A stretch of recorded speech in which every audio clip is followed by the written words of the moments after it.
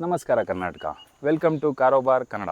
ಇವತ್ತು ನಾವು ತಿಳ್ಕೊಳಕ್ಕೆ ಹೊರಟಿರೋದು ಕಾರ್ನ ಮಾರ್ನಿಂಗ್ ಟೈಮಲ್ಲಿ ಸ್ಟಾರ್ಟ್ ಮಾಡಿದಾಗ ಯಾಕೆ ರೈಸ್ ಮಾಡಬಾರ್ದು, ರೈಸ್ ಮಾಡೋದ್ರಿಂದ ಆಗೋ ಪ್ರಾಬ್ಲಮ್ಸ್ ಏನಾಗುತ್ತೆ, ಹಾಗೆ ನೀವು ಮಾರ್ನಿಂಗ್ ಕಾರ್ ಸ್ಟಾರ್ಟ್ ಮಾಡಿದಾಗ ಎಷ್ಟೊತ್ತು ಐಡಲಲ್ಲಿ ನಿಲ್ಲಿಸಬೇಕು, ಅದರಿಂದ ಏನೇನು ಯೂಸ್ಫುಲ್ ಟಿಪ್ಸ್ ಇದೆ ಇವತ್ತು ನಾವು ತಿಳ್ಕೊಳ್ಳೋಣ ಕಾರೋಬಾರ್ ಕನ್ನಡ ಯೂಟ್ಯೂಬ್ ಚಾನಲಲ್ಲಿ. Thank you. ನಮ್ಮ ಹೆಲ್ತ್ನ ಹೇಗೆ ಕಾಪಾಡ್ಕೊತೀವಿ, ಅದೇ ರೀತಿ ಕಾರ್ ಇಂಜಿನ್ ಹೆಲ್ತ್ನ ನಾವು ಮೇಂಟೈನ್ ಮಾಡ್ಕೊಂಬಂದರೆ ಮುಂದೆ ಆಗೋ ಮೇಜರ್ ಡ್ಯಾಮೇಜಸ್ನ ಅವಾಯ್ಡ್ ಮಾಡ್ಕೊಬೋದು. ಯಾವಾಗಲೂ ವೆಹಿಕಲ್ ನ್ಯೂಟ್ರಲ್ ಆಗಿದೆಯಾ ಚೆಕ್ ಮಾಡಿಕೊಂಡು ವೆಹಿಕಲ್ನ ಸ್ಟಾರ್ಟ್ ಮಾಡಿ. ತುಂಬ ವೆಹಿಕಲ್ಸು ಕ್ಲಚ್ ಪ್ರೆಸ್ ಮಾಡೋದೇ ವೆಹಿಕಲ್ ಸ್ಟಾರ್ಟ್ ಆಗಿ ಮುಂದೆ ಗೇರಲ್ಲಿದ್ದಾಗ ಜಂಪ್ ಆಗೋ ಚಾನ್ಸಸ್ ತುಂಬ ಇರುತ್ತೆ. ಈಗ ಮೈನ್ ಟಾಪಿಕ್ಗೆ ಬರೋಣ. ಅದೇ ಕಾರ್ ಸ್ಟಾರ್ಟ್ ಮಾಡಿದ ತಕ್ಷಣ ಯಾಕೆ ರೇವ್ ಮಾಡಬಾರ್ದು. ನೀವು ಅಲ್ಲಿ ನೋಡ್ತಾ ಇರ್ಬೋದು RPM ರೆವಲ್ಯೂಷನ್ ಪರ್ ಮಿನಿಟ್ ಅಂತ ಹೇಳ್ತೀವಿ. ಅದು 1000 ಇಲ್ಲ 1100 ನಿಂತಿರುತ್ತೆ ಎವ್ರಿ ಡೇ ನೀವು ವೆಹಿಕಲ್ ಸ್ಟಾರ್ಟ್ ಮಾಡಿದಾಗ ಫಸ್ಟ್ ಟೈಮ್. ಅದನ್ನು ನೀವು ಸಡನ್ನಾಗಿ ರೇವ್ ಮಾಡಿದ್ರೆ engine oil complete oil sump ಅಂತ ಏನು ಹೇಳ್ತೀವಿ ಅಲ್ಲೋಗಿ ಸ್ಟೋರ್ ಆಗಿರುತ್ತೆ, ಅದು ಗಟ್ಟಿ ಆಗೋ ಚಾನ್ಸಸ್ ತುಂಬ ಇರುತ್ತೆ.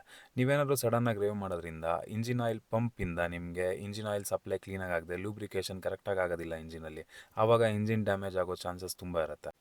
ಸೊ ಇವಾಗ ನೀವು ನೋಡ್ಬೋದು RPM 900ಗೆ ಬಂದು ನಿಂತಿದೆ. ಜಸ್ಟ್ 20 to 25 ಸೆಕೆಂಡ್ಸ್ ನೀವು ಐಡಲಲ್ಲಿ ವೆಹಿಕಲ್ನ ಬಿಟ್ಟು ವೆಹಿಕಲ್ನ ಮೂವ್ ಮಾಡಿದ್ರೆ ಮೇಜರ್ ಡ್ಯಾಮೇಜಸ್ನ ಕಮ್ಮಿ ಮಾಡ್ಬೋದು, ಹಾಗೆ ನಿಮ್ಮ ಹಾರ್ಡ್ ಅರ್ನ್ಡ್ ಮನಿನ ಸೇವ್ ಮಾಡ್ಬೋದು.